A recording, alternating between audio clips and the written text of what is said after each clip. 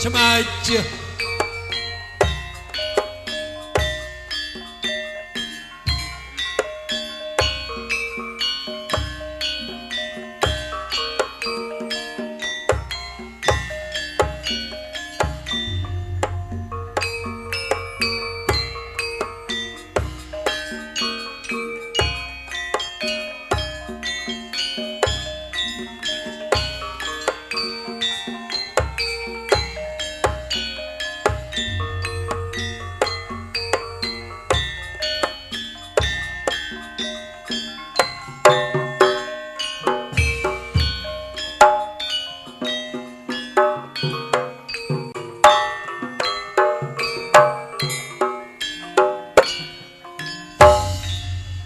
kelemo besok kapan dik Kotan semoyo aku besok ya jaluk poe tak jaluk menika warna kaya prasaja kowe aja nyembadane mas apa wae dik sandang kelawan papa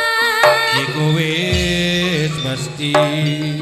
aku emoh di maru mas ora aku bekti aku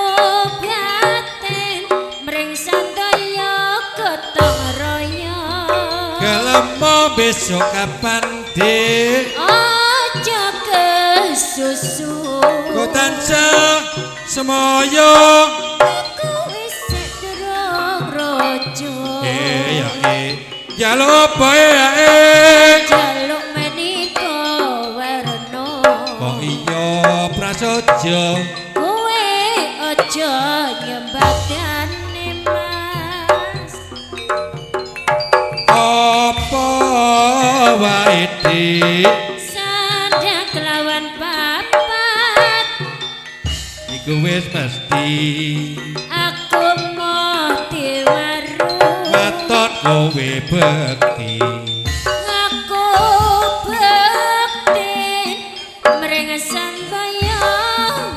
gotong royong terjalek Ponorogo duke kuning para Pancakara kuno ceca Surakenta Surabagala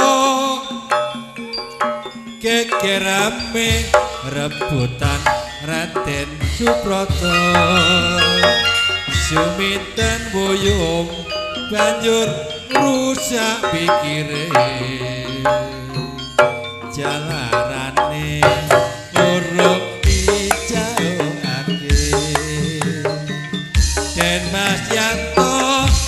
wis duwe pilihane cempluk warsia dulure suminten dhewe suminten edan gara-gara wong lanang Raden Subrata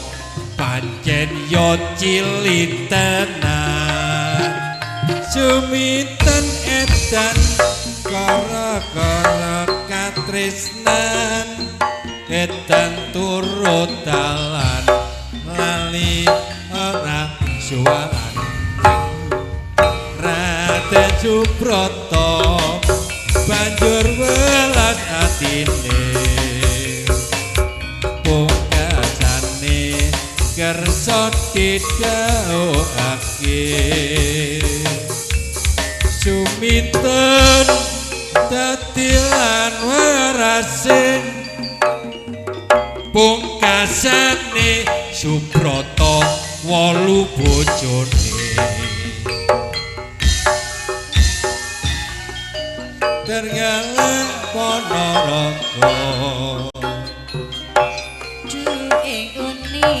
para warna Pancakara kuno secang Surakenta